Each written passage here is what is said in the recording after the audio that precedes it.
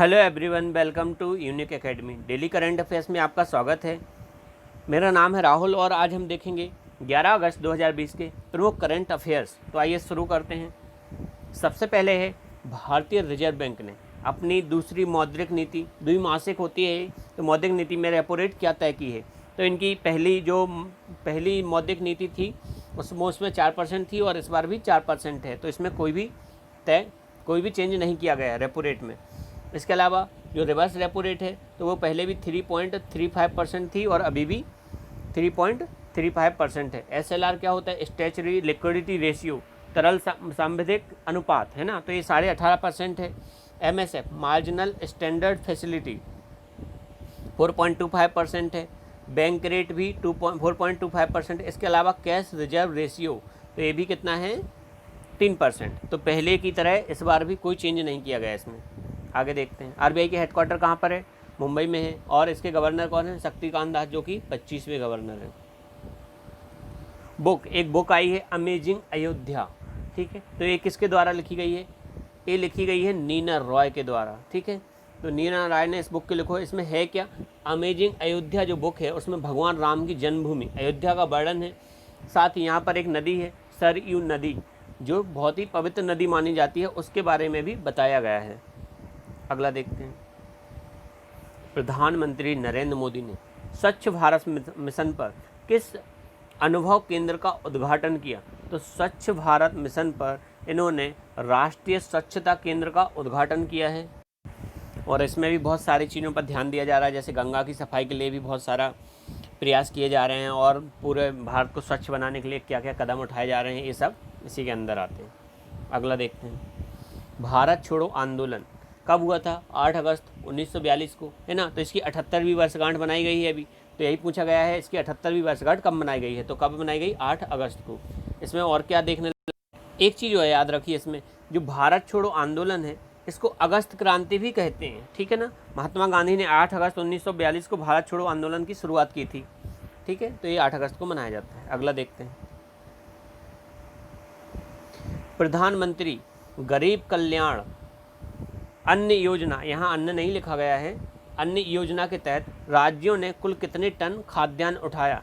तो जो राज्य थे उन्होंने लगभग 44 टन खाद्यान्न उठाया है, ठीक है। और इसमें गरीब लोगों को क्या मिलता था? जो भी एक परिवार, मतलब एक परिवार है, उसको 5 किलोग्राम, चाहे वो चावल ले ले या गेहूँ ले ले, और 1 किलोग्राम दाल दी जाती थी। अगला देखते हैं। MSME क्या होता है? Micro small and medium enterprises. इन्होंने क्या किया? सक्षम नाम का पोर्टल लॉन्च किया है, ठीक है।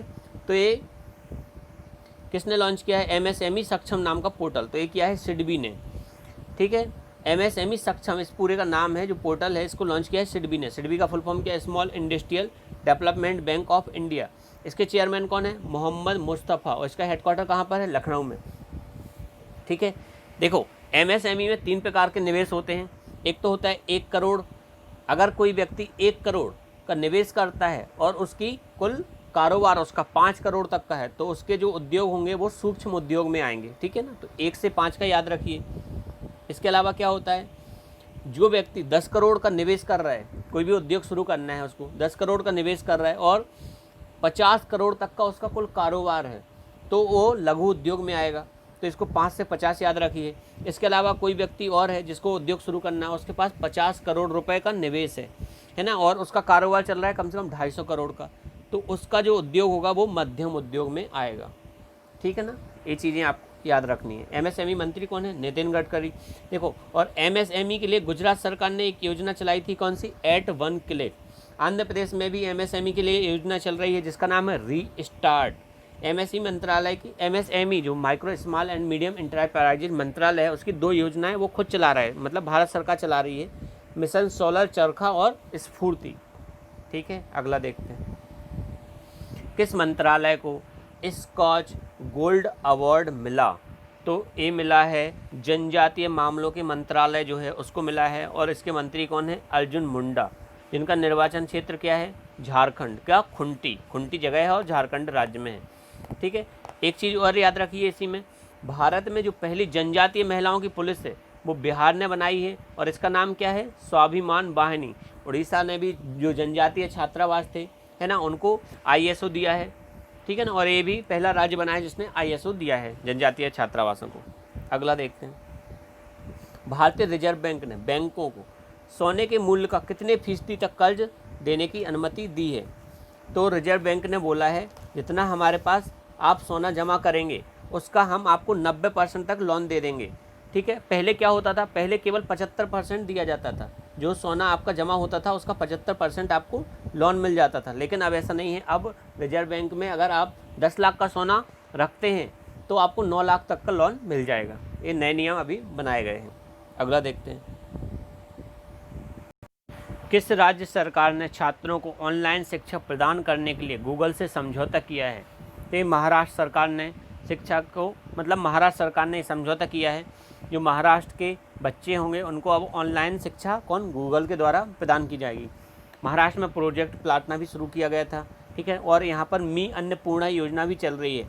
महाराष्ट्र में 13वां, जो भारत का 13वां सबसे बड़ा बंदरगाह बन रहा है, उसका नाम क्या है, बंदावन है, ठीक। यहाँ का एक लोक नृत्य है जो कौन सा है, लावड़ी। और अभी महाराष्ट्र में उद्धव ठाकरे की पार्टी चल रही है ना, जो मतलब 3 पार्टियां हैं, 3 पार्टियों की गठबंधन चल रहा है वहाँ पर, ठीक है। तो ये सब याद रखिए आप लोग। अगला देखते हैं, CRPF में महानिरीक्षक के रूप में किसे नियुक्त किया गया है।